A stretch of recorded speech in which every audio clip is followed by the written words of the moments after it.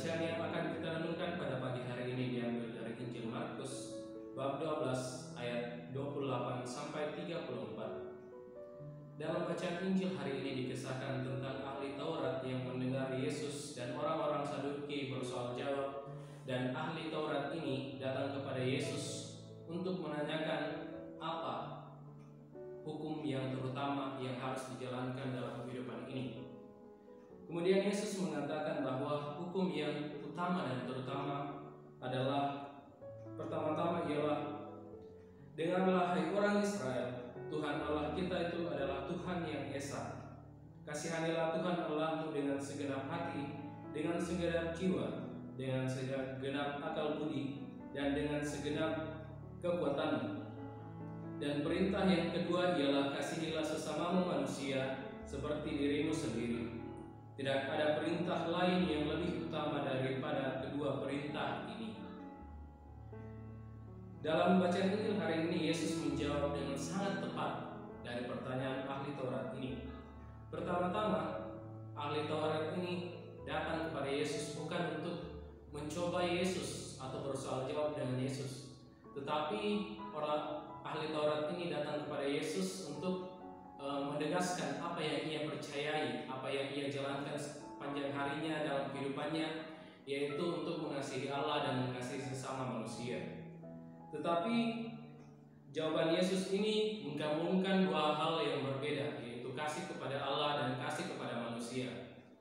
Kedua hal ini merupakan sesuatu yang berbeda, tetapi dalam penginjil Markus ia menggabungkannya menjadi satu perintah yang utama yang harus dijalankan dalam kehidupan ini. Berbeda dengan penginjil Matius yang menempatkan kedua perintah ini dengan dua sudut yang berbeda. Yang lebih utama adalah kasih kepada Allah, dan yang kedua yang lebih di bawah adalah kasih kepada manusia. Saya sangat setuju dengan penginjil Markus yang menempatkan kasih kepada Allah dan kasih kepada sesama manusia di tempat yang sejajar. Sebab bagaimana kita dapat menunjukkan kasih kepada Allah kalau kita pertama-tama dalam kehidupan kita yang sehari-hari kita tidak dapat menunjukkan kasih kepada sesama manusia. Kita mengasihi Allah dan kita mengasihi manusia adalah suatu hal yang sama dalam kehidupan ini.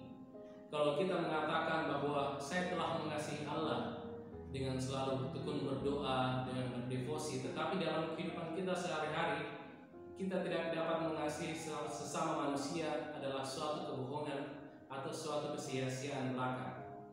Sebab kasih kepada Allah akan nyata dalam kehidupan kita sehari-hari dengan mengasihi sesama manusia, dengan mengasihi mereka yang miskin, lemah, terpinggirkan, teraniaya, dengan menunjukkan kasih kepada mereka yang lemah, miskin, dan sederhana itu dengan apa yang kita miliki, dengan segala apa yang kita hidupi dalam hidup ini.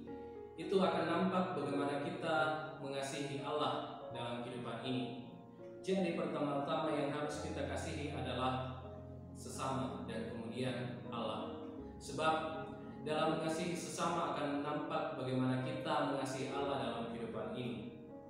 Kasih kepada sesama adalah wujud cinta yang paling nyata kepada Allah.